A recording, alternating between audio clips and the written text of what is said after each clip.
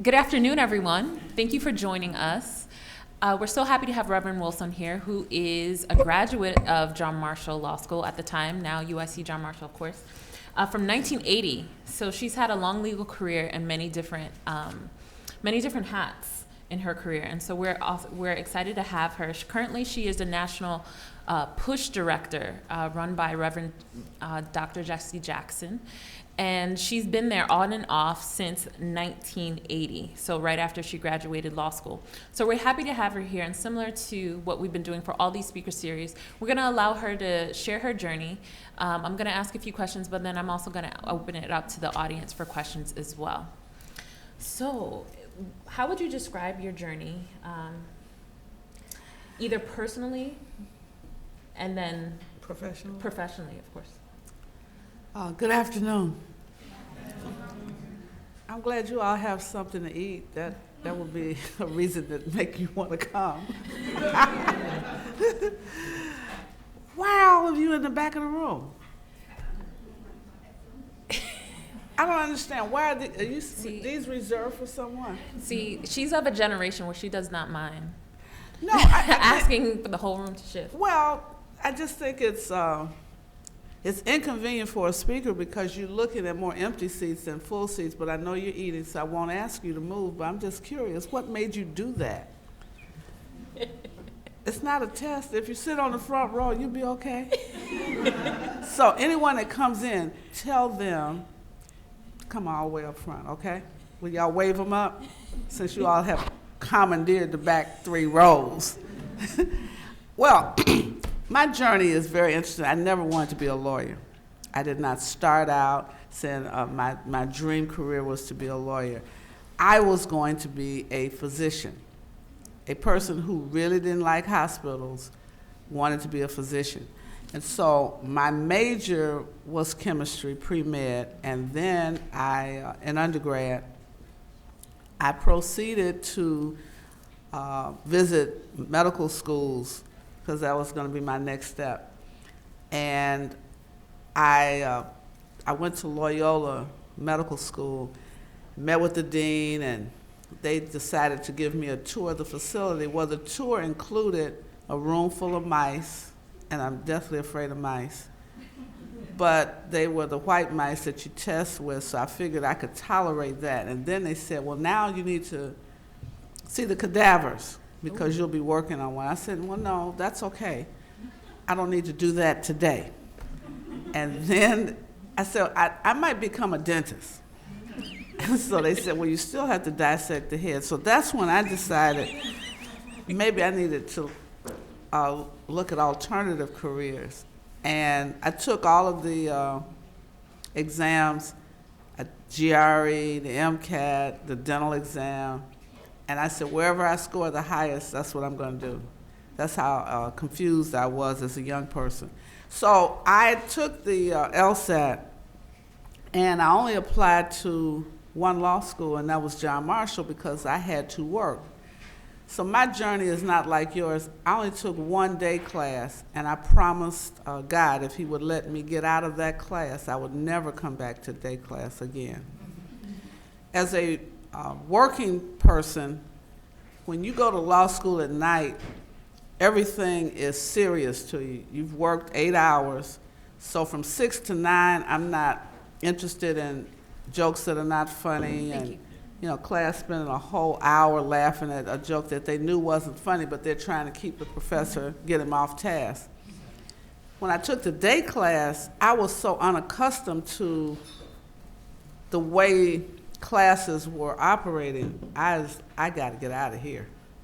So, long story short, I remained a night student primarily because I had to pay for my law school education, and it did not occur to me to borrow any money, because at that point, back in the old days when people were riding around horse and buggies, you just didn't incur debt if you didn't have to, and you tried to figure out a way out of it.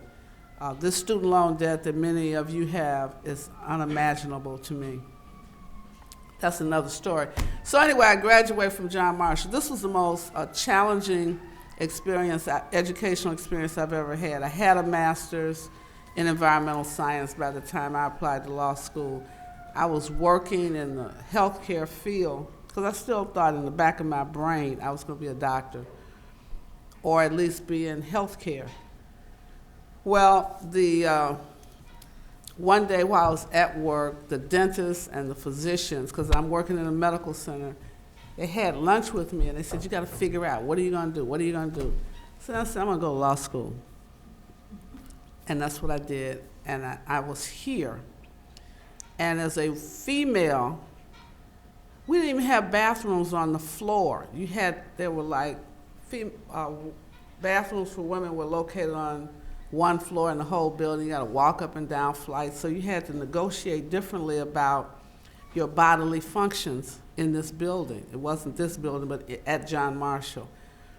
The teachers were all male, except for, I think we had two. Had a female dean who was our protector. And you had the most chauvinistic, racist group of professors I have ever met in my life. And so for me, it's difficult to talk about my journey without balancing race and gender. And I had to decide every day whether I was going to fight along racial lines or gender, or both, and which one would be first, and which one would I use that day, and how would I use it. And so that's just getting out of law school and sitting for the bar. To attend John Marshall was not one, you were not perceived as one of the Chicago or Illinois' best and brightest. They thought of us as the lawyers. We were noted for passing the bar the first time, but these law firms wanted to hire Harvard, Princeton, Yale, University of Chicago, and Northwestern. And it then made us appear as if we were somehow the manufacturing lawyers, the plant people, and everybody else is brilliant. Well, at University of Chicago didn't graduate. Well, they graduated, but they didn't pass the bar as often and in the numbers that we did, so I felt like, who's the smartest? We have a license. How about you still a clerk?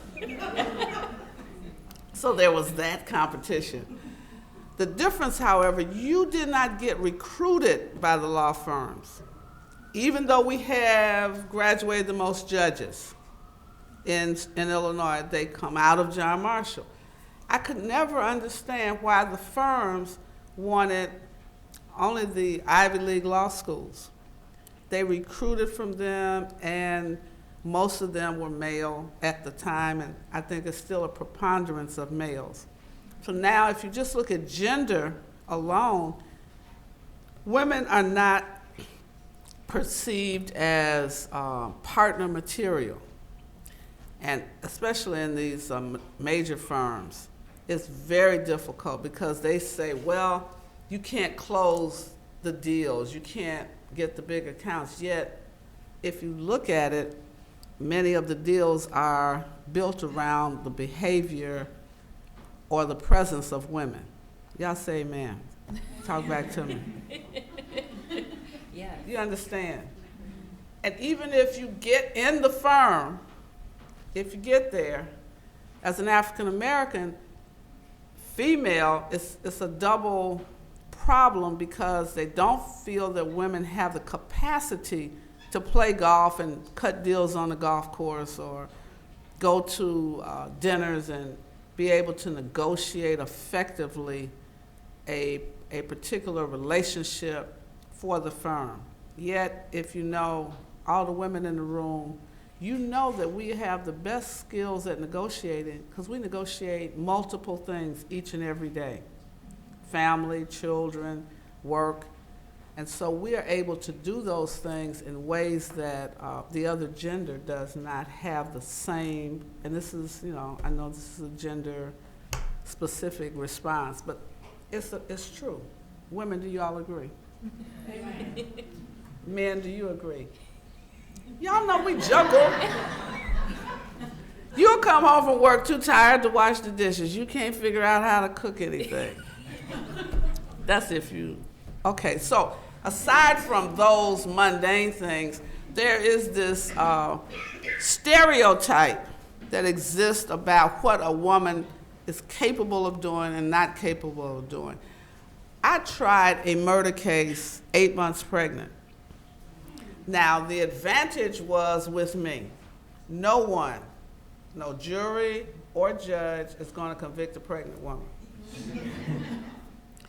And, you know, first of all, when you're 8 months, you're showing, unless you have an issue, a medical issue. So I could walk, and it would take me a long time to get from counsel's table that you all won't sit at up to the bench, you know, where the jury was to talk to them.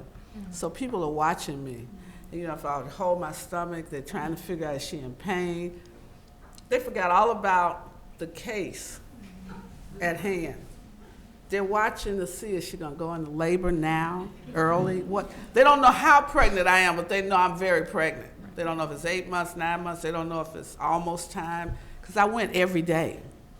And then some days, I knew if I just made it to the courtroom, they would continue the case because the judge wanted me out of the building. Wow. So, I mean, this is the psychology of trials. But what I'm suggesting is women have a certain kind of impact that they're just beginning to take into account in trials, in litigation. We have an edge that the other gender doesn't have sometimes. Depends on what kind of jury you have, however. But there are stereotypes. There's a look that they want you to have. And the question is are the stereotypes being shaped by the media? And now you notice we have so many trial images on television. Is Jessica the image of the black female lawyer? Really? If you look at the hair, the body, how many women look like that? Can I ask you a follow-up question? Sure. And who do you mean by Jessica? Y'all don't watch Suits? Y'all never watched that? Oh. Before you were in law school? Oh, okay. Yeah. There's so many legal sitcoms. Okay, well, you could do All Rise. Okay. That's a more current one. Can I ask you a follow-up question? So Sure. you were talking about the dichotomy of the law school competition. She talks like a lawyer.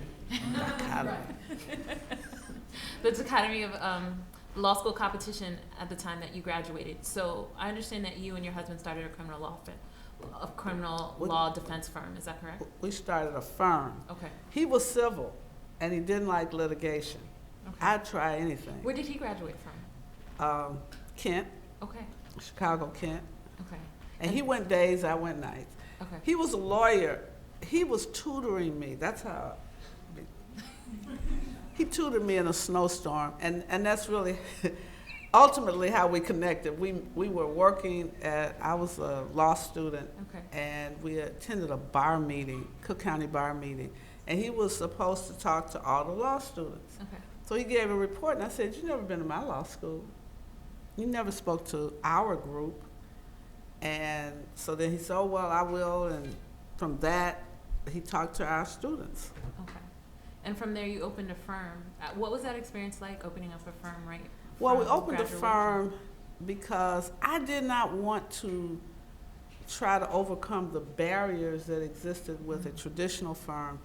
And I had made a pledge to myself and to God that I passed the bar the first time. I would give myself to a service, more of a public service in the law. And I could do that best within my own firm, I thought.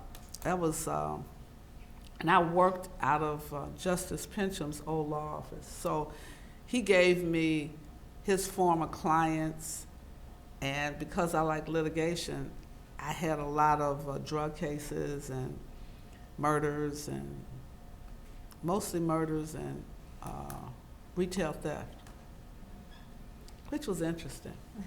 Where were most of your clients from? Chicago, the neighborhood. They were mostly men. I had a few women. And I didn't like representing the women because I would always go to the jail to talk to my client if they were incarcerated. Women behind bars are very, very aggressive in ways that I had not imagined. But I represented some boosters, so I learned how they stole clothes. Okay. On North Michigan Avenue. So you went from your own firm, and then you transitioned to assistant general counsel? Well, what I discovered, you have your own business, and that's why law office management becomes critical. You have to have a billing system.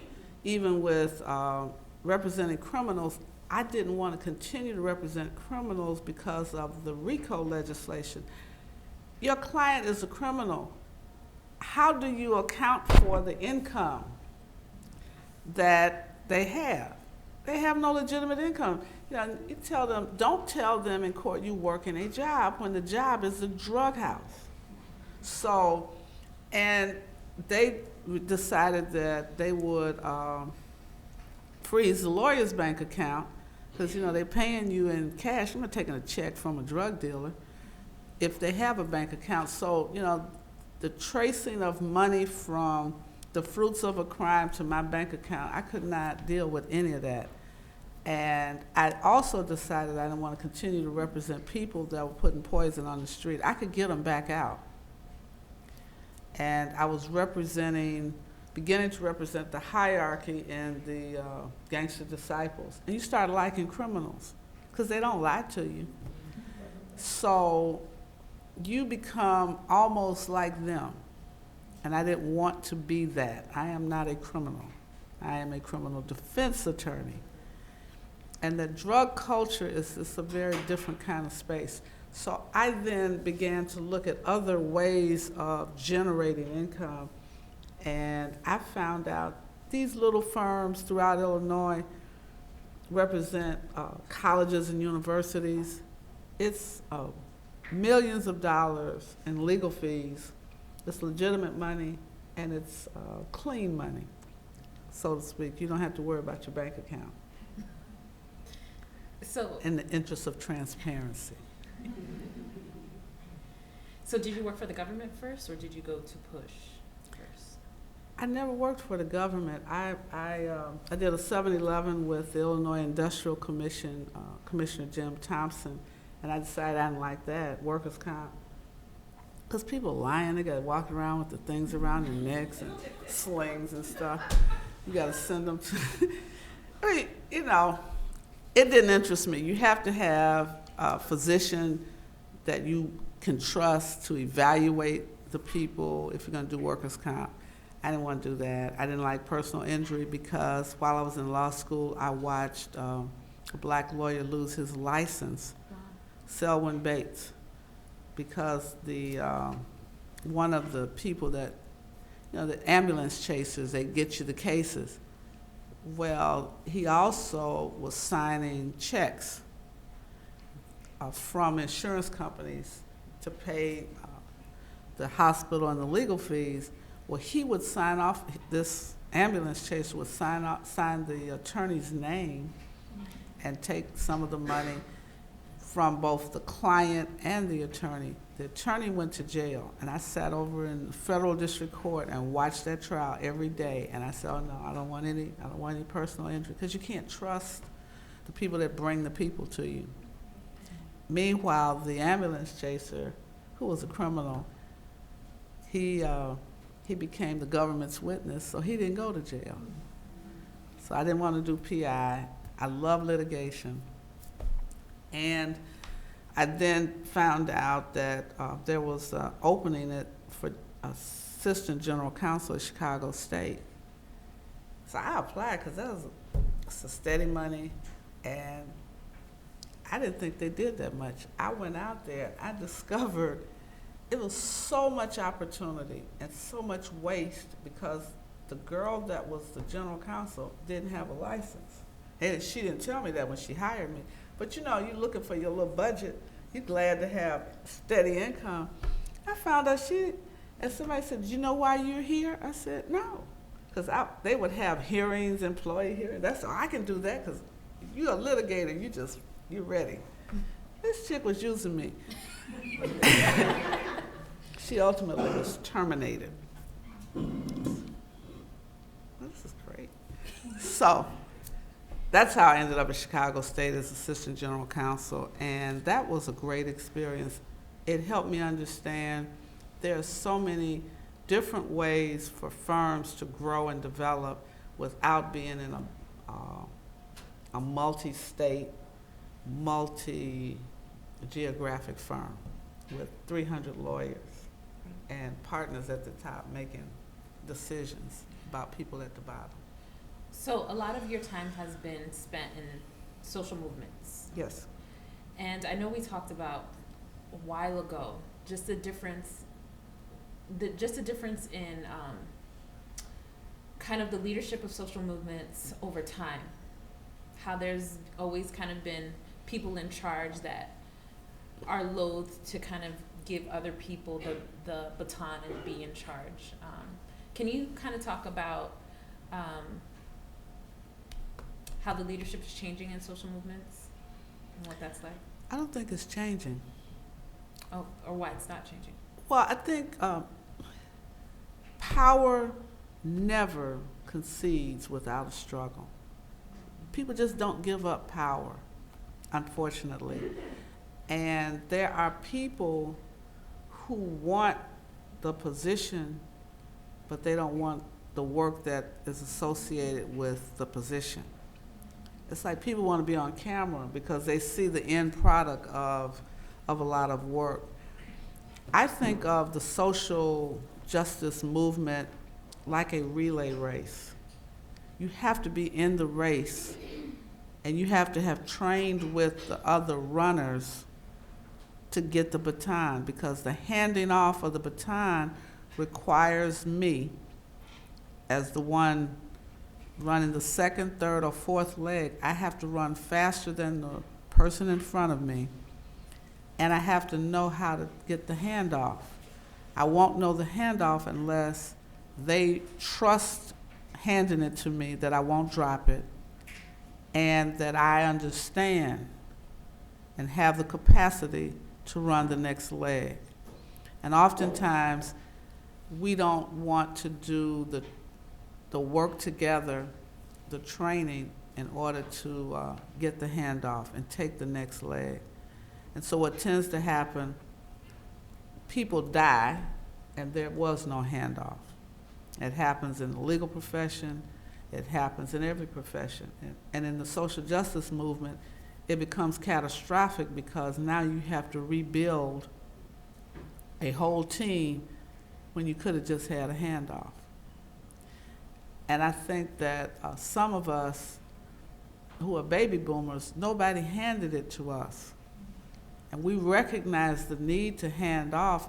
It's just looking for people that are committed to run the race. Because running the race means sacrifice, it means training, and it means commitment. And it's a commitment over the long term, because none of these things, and Judge Murphy knows this, nothing changes overnight. She used to handle death penalty cases when no one else would. And here you are, you're looking maybe 50 years later, you get Brian Stevenson handling death penalty cases when no one else would. The cycle of life doesn't change as quickly as when you're young you think it does. And so you need to have the wisdom of those who've been in the race. You can run if you want to, but you need to know the course that you're running. Otherwise, you'll fall down sooner than you intended to. For students interested in being part of social justice movements and nonprofits, what qualities do you think best lend to that? Well, I think you have to have a love for the law, and you have to want to change it. In order to change it, you have to know what it is right now and what changes were made. When I think about constitutional law, most people hate constitutional law because it's boring. Yes? No? How many of you like con law? Oh, you are unusual. So this is the best time in the world to be studying constitutional law because we now have a commander-in-chief who has no appreciation for the rule of law and or for the Constitution. And I think maybe I was watching Washington on the History Channel, the discussion. You've had scholars. I used to think the Supreme Court were a group of legal scholars until I read Simple Justice, and now I've watched them. We've interviewed some Supreme Court justices in my lifetime, and I understand there's a political ideology around every judge that's sitting anywhere.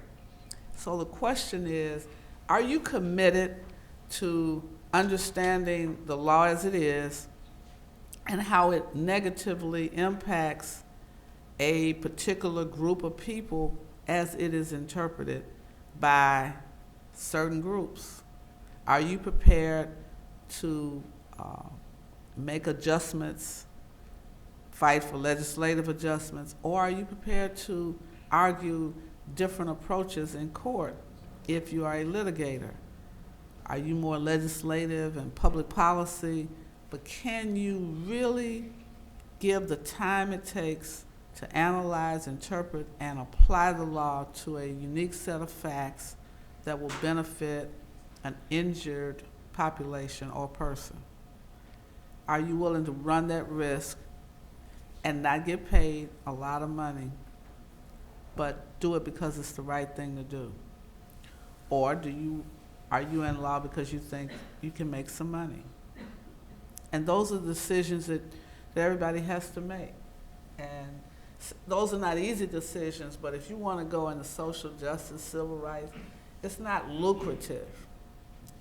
It really is sacrificial. And there are people that they get that one great case, but just think of how long you had to live for that case to pay you, and it doesn't pay it all at once. It doesn't pay all year long for years to come. When you look at who's the most brilliant civil rights lawyer today that you all know of? Do y'all know anybody? Human rights. Are y'all dead or alive out there? Well, why do you want to be a lawyer if you don't know any great lawyers?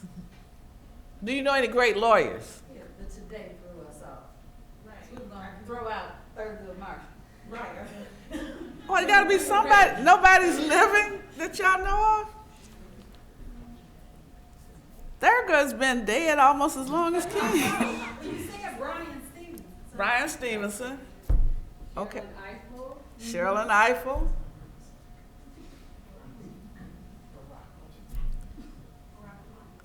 Barack Obama, he's a lawyer. He's president, yes. Kim Fox. Kim Fox. That's interesting. She's public servant, and I think she's bright. She's catching it right now, but well, you have to have somebody that would go with Thurgood if that's as far as you could go. Who would you say? Oh, there's so many. I think that on the personal injury side, probably Willie Gary, only because he has used that Southern charm, and he received a great case when the Delta Airlines plane crashed. He had some of the defendants on board. Who else? They need to know. C.K. Hoffler today. I think Eiffel certainly. Trying to think who in Chicago. Stan Willis.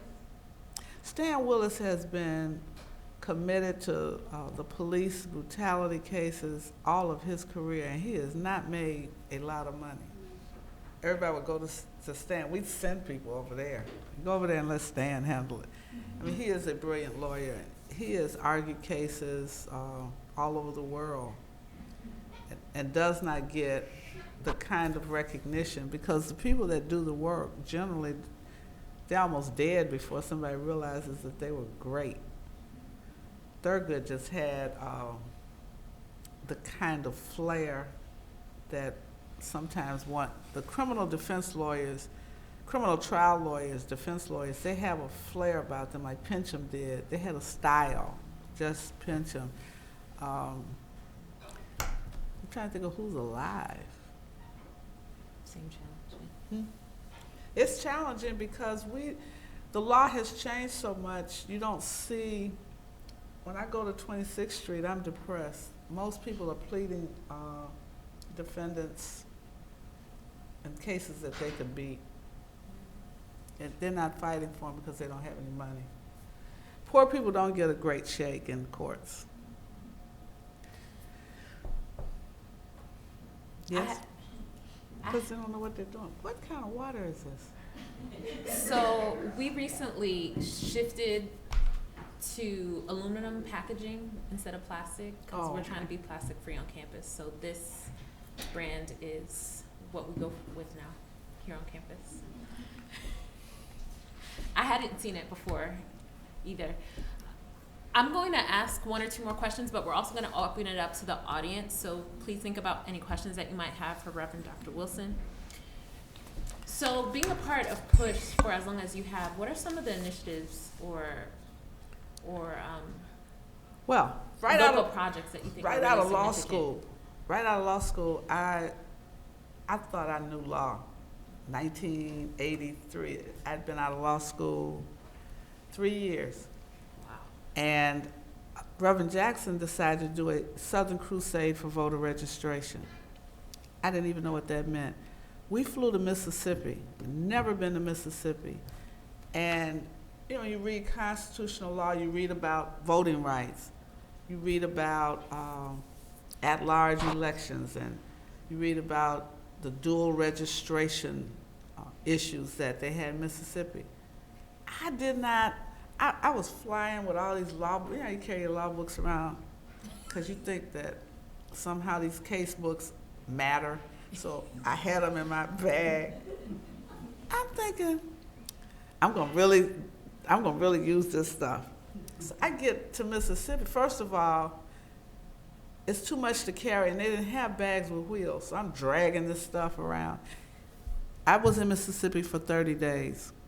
That was the first time I ever saw the law didn't matter to the people who were running the election in Mississippi. You go to the polling place, there's a sheriff at the door with guns strapped. I thought, this is a television movie set.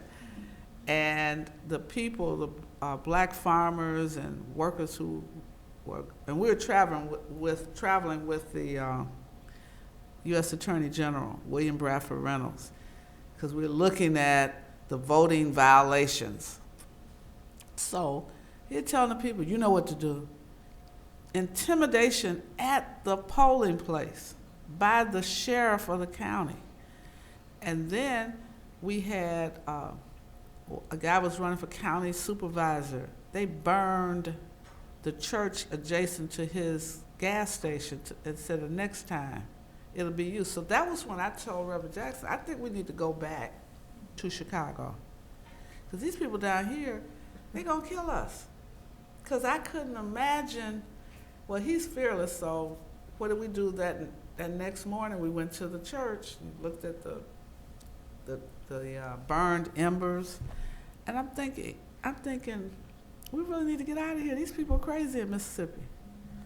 And this was after Vernon Jordan had been shot at one of the motels in the South. I mean, this is, you think we live in then it was the 20th century. I could not imagine that sort of craziness happening as when you look at what's happening today. I was able to see the impact of people having to register in their city and in the county seat. So sometimes the county seat was 50 miles from where they live. Who could afford to go 50 miles just to register to vote? And then they still had those poll taxes and things. So it gave me a firsthand view of how the law was being interpreted by a people who did not want to enfranchise a whole race of people just because they were black. And as an African American, I had not imagined that kind of direct racism. I had grown up, I was born in the South. I thought by 83, by the time I graduated from law school, I said, oh, this has got to be better. And it's not. And now you have the resurgence of that spirit in America today in the 21st century. We're looking at South Carolina, you looking at Alabama, Mississippi, Georgia, those same 11 red states. That's going to be a bellwether for this election, and we're going to be asking lawyers to go into those states to protect the vote. Reverend Jackson is going to Parchment Prison, where inmates in the prison are they're dying every day because of the unhealthy conditions. So social justice and human rights lawyers, like if you ACLU, I don't know their names, but I know the ACLU is on point in most of the human rights issues that impact us today. We can't let people die in prison and no one do anything. Law students should be, I suggested to the dean, you all need a plunge outside of the building so you can see how the law lives. It doesn't live inside these four walls. You go down to Mississippi, you don't even have to go that far, you go down to southern Illinois, you will see how justice is very different than some of it is even in Chicago. I have a case out in, I had a case in Skokie once. I was treated very differently when I walked in that courtroom. First of all, they got to decide, am I a lawyer? So I got to show all kind of licenses, even now. That's what women have, and that's what African Americans face. And just like Brian Stevenson says, you walk in the courtroom and they think you're either court reporter or if you're female, you may not be the court reporter, you're there to clean. And so they don't reckon, and I don't have on pants, and that's the thing, what do you wear? Well, I suggest to you that you can't be free, you have to kind of fit a look, and that's what women don't want to adjust to. You can either adjust, and a guy told me this when I was trying cases, I didn't know what I was supposed to wear, nobody told me. So, men wear ties and jackets. What are women supposed to wear when you go to court?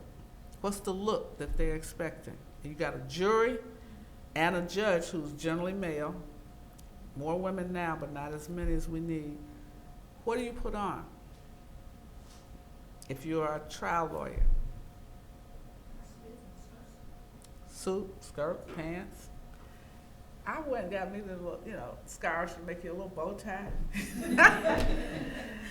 And so my friend, this guy, he said, you're not going to win this case. You got to go put on a dress. He said, everybody in that room is a man except for you and the jury. So I need you to look softer.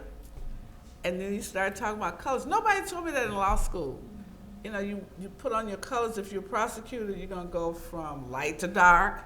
If you are a defense, you go from dark to light because you want people to find your client not guilty, right? So you got to think about all of that. There's a look. Yes, ma'am. I'm reminded that I was a public defender at Pine Sixth in California, and Judge Pincham was my hero.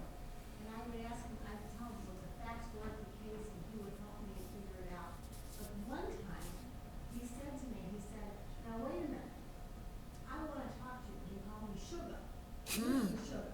He said, you are representing the poor, but you look like the poor. You have to get yourself some good clothes. That's right. A whole lot of money in his pocket. He tried to give me the money. Wow. He taught me Yeah. that I should be dressing up for court so the clients can believe in something besides, dishonor. That honors them. The same thing going to the penitentiary. Wearing something nice so they can look at you and know that you can give them hope. And what she's saying, not only do you have to dress, you have to dress your client. Absolutely. I had to buy things for my client because they weren't walking in the court fitting the profile. Male, black, t-shirt, jeans. I'm not going in the building with you. Yeah. One guy showed up drunk with a t-shirt on. I said, how about I'm not going in that door? Oh, you gotta go. No. They might arrest me. They might. But I don't represent anyone. I told you don't wear that. So I let him go in. That's not my client. They see people like that every day. And they convict them based on just the look. And they convict your client based on how you look. If you look crazy, they figure that whatever you're saying is a lie. And so you have to have that image. Image matters. And for women, you really have to decide, are you representing your own ideology or are you going to represent the client? And that's why we had to make adjustments in our dress. I would much rather be very casual. And I learned I didn't do that in court. When I showed up, it looked like, and plus, you know, if you represent criminal clients, would you make sure that, I learned about style from my clients. I didn't know who Yvonne Pacone was. I didn't know any of the designers. I need you to get you one outfit that represents us. You can't put that stuff on, look like Pollyanna. So, like she said, you came out of Pincham's office. All of the men with Judge Pincham, when he was practicing, they had the cowboy look. Who's Judge Pincham? Y'all don't know Justice Pincham? Everybody doesn't know Justice Pincham. African-American lawyer on the South Side. He also made us keep our offices where the people in the community could find us. I don't know why they couldn't come downtown and find us, but we were on 87th Street. And he tried, I think, more appeals than any other lawyer in this city. Was a phenomenal criminal defense attorney. Taught all over the country. And he had, in that office, 3 judges, Judge Strayhorn, Justice Pincham, who went to the appellate court, and Judge Folks, 840 East 87th Street. Reverend Wilson has so much walking history. I didn't even scratch the surface of her experience and her time. We even, if we can, we'll get to how you first met Reverend Dr. Jesse Jackson. But I did want to open it up to the audience. Thank you so much for being here. I'm not in law school. I'm actually from the UIC College of Nursing. And so I've always had an interest in law in my former years. But my question is, when did you become a reverend? And how has being a reverend impacted your career? Or what ways have you been able to use it in your career? Well, I was practicing law, and I used to teach Sunday school, and it was very spontaneous in my brain because as a woman, you don't think of being a minister either. It's that's more sexist than law, and it is more difficult if you go. I'm in a Baptist church with Reverend Clay Evans, but I was at Push. Reverend Jackson was running for president. I was the national executive director of Push while he ran for president. So I was in my office, and I would always get in trouble, always. So I was in my 30s, and everybody else was older. And every Saturday I would get up and say, we are the Joshua generation. Moses is dead now. And so we're going to take you across the Jordan. And then I'd give some little speech. And so the older people told me, don't get up there and say that again. Well, this particular day, Reverend Evans, they would always call him, because he's my pastor, to come and talk to me. So he drives by, and I see him, and he comes in, he says, how are things? And I said, I think I'm called to ministry. I had not said that before. And he said, yeah, I've been waiting for you. I'm like, well, why wouldn't you talk to me? Well, that's not the way we do it. You have to tell me. That's whatever that is. And he said, well, we'll just pray for 6 months, and if you still think so, then you'll do your trial sermon. We didn't pray for 6 months. He gets up in church and announces that I'm doing a trial sermon. I'm like, what'd you do that for? That's not what we agreed. We're praying. We didn't pray. So I do the trial sermon. In the room are 3 women preachers, one he had ordained 40 years earlier. Mother Reverend Consuela York, who had a prison ministry, Reverend Willie Barrow, and Reverend Addie Wyatt. It was like, and I didn't know how to preach a sermon. Nobody told me how to do a sermon. I knew how to talk. And so he said, well, you need to go to seminary. So then I talked to Dr. Otis Moss Jr., Otis Moss III's father, and they had this program in Dayton. And I'm like, okay, I'll go to seminary, but I'm not gonna do MDiv and a D, man. I gotta get it done, because I'm old.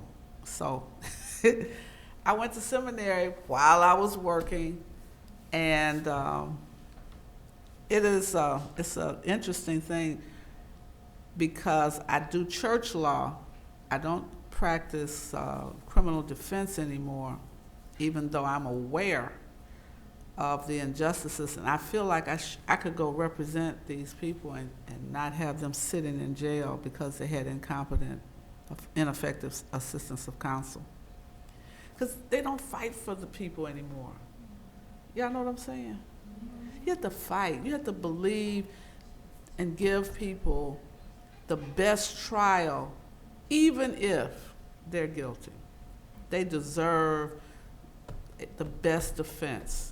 And sometimes it would be negotiating a lesser sentence or something. But I never did. I always fought for my client.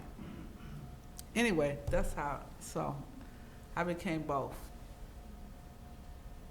And the law is really based on the Bible. Misinterpretation at times, but.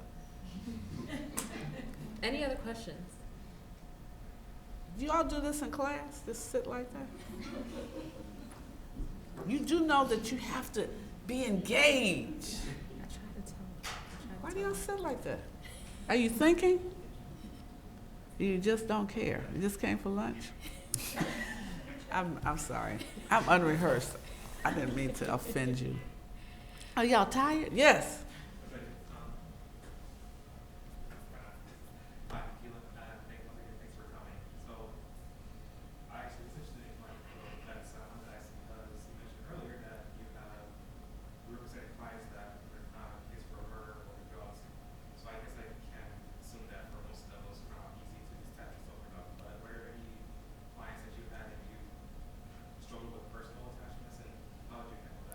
I withdrew.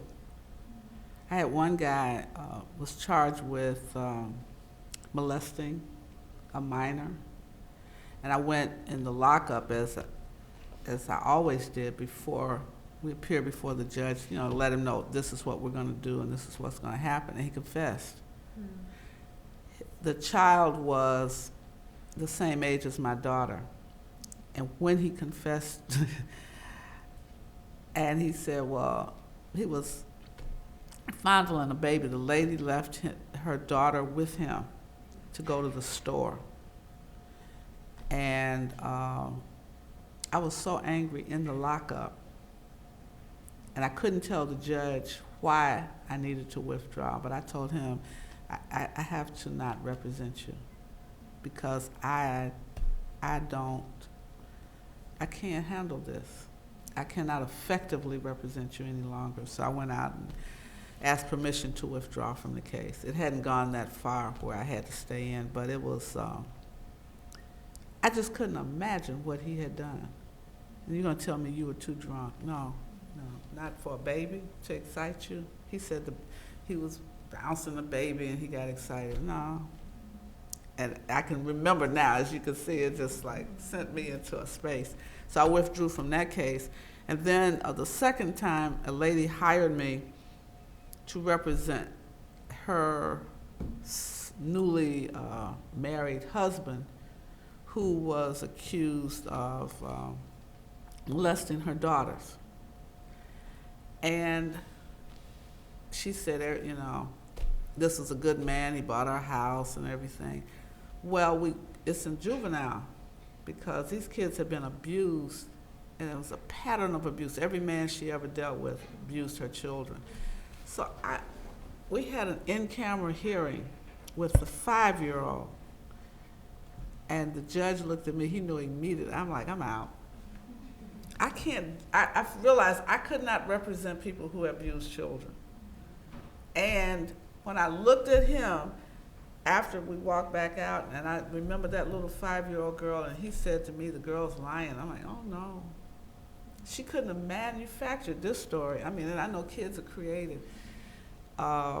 He would tuck the daughters in every night. These were not his daughters, A. And the way they discovered he was dealing with the daughter, the 13-year-old tried to get away from him, so he said to the mother that she was acting grown and had boyfriends that were sleeping with her. The fact of the matter is, he was going up to tuck her in every night, molesting this child. The 5-year-old was aware because they were sleeping in the same room, but he did all kinds of weird stuff with the 5-year-old. And so I withdrew from that case. And I never did any juvenile cases because I felt I was too traumatized. Because in both instances, the children were the same age as my daughter. And I'm thinking, I'm not that saved yet. I mean, it was just horrible. He was rubbing a cat on the child's vagina. I mean, just very sick stuff. And when I talked to I couldn't tell the wife all of the details because that would have been a breach of client privilege. But I said, do you know this man? And she was lockstep with him, so. Wow, we have one more. That was a question. Oh, how you doing? I'm fine. The president just commuted Governor Robert Williams' sentence. He's coming home, and Reverend Jackson has personally written to the president in an effort, attempt to get that to happen. Can you talk a little bit about your relationship and the governor? Reverend Jackson's relationship with the governor and what you think about this whole thing? No. Okay. I can't talk about his relationship. You'd have to ask him that. I think that on the whole Blagojevich matter, what really did he do wrong that resulted in such a lengthy incarceration? Always follow the money. And so I think that so often people find themselves in jail based on a political rather than a legal reason. Any other questions? Oh. It often appears to me that when I do visit 26 in California, attorneys or the public defenders, they have a jaded affect to them. Is it because it's the same things over and over? And how do you overcome that? I don't know if that has ever happened to you or if you know of it. I think it's because they're overloaded. They don't have a support system. If you're handling 100 to 200 cases as an individual lawyer, you don't have an investigator that's assigned to you. You don't have a staff really working those cases. You're not given the kind of supports that they have at the prosecutor's office. And they get more because the burden is greater. But the budget of the public defender is greatly reduced by comparison. And so I think they are jaded. And people that go to the PD oftentimes are not your best lawyers. They go there, some people go there because there's no other place for them. And I think that we need to look at a different process for representing poor people. And maybe it's getting people to, who want to be litigators, to get some kind of break for going in the public defender's office or the U.S. Federal Defender's Office for a period of 2 or 3 years so people get a better representation. And you need to be prepared for investigation, assessment of cases. They're not prepared. You walk out of law school, you don't know what you're doing as much as you need to, because criminal defense, you have someone's freedom in your hands. That is a heavy responsibility. It is an unimaginable. And it costs a lot to properly represent someone. You know, you gotta have an investigator, somebody that goes to the crime scene to make sure that they get the pictures and pick up materials at the crime scene. You don't, that stuff they do on television, that's not done here. The police don't do that kind of work that should be. You have a drug case, you ought to prove that it's a drug, in fact, not just some powder. Most people just stipulate, you go in and listen to them, they stipulate to what kind of drug it is. I never stipulated, because I knew that, you all bring that person from the lab, bring them here to court. 9 times out of 10, you can confuse them. And same thing with the gunshot wounds. You notice on Laquan McDonald, they were lying. What is an entry wound versus an exit wound? Nobody ever cross-examines the coroner. The coroner is a political position. They lie. They fit whatever, some of them. They don't have that much integrity necessarily, and they were up there lying on the stand. I was like, oh, I want to go and let me. So I think they're jaded because they don't have the resources to properly try a case, research and prepare to defend the person. And some people, you know, they need to have entered a plea. They don't have a defense as such. But to be able to assess that, you need more competent lawyers than perhaps somebody just walking out of school with no, I don't know what kind of mentoring they have in the PD's office. And sometimes the PD themselves are not litigators. The public defender needs to be a trial lawyer. Just like the prosecutor, you ought to be able to try a case, I think. Don't y'all think? So, our This side, all they do is over here, y'all just stoic. You don't say anything. Our hour has come to an end. Thank you so much, Reverend Wilson, for joining us today.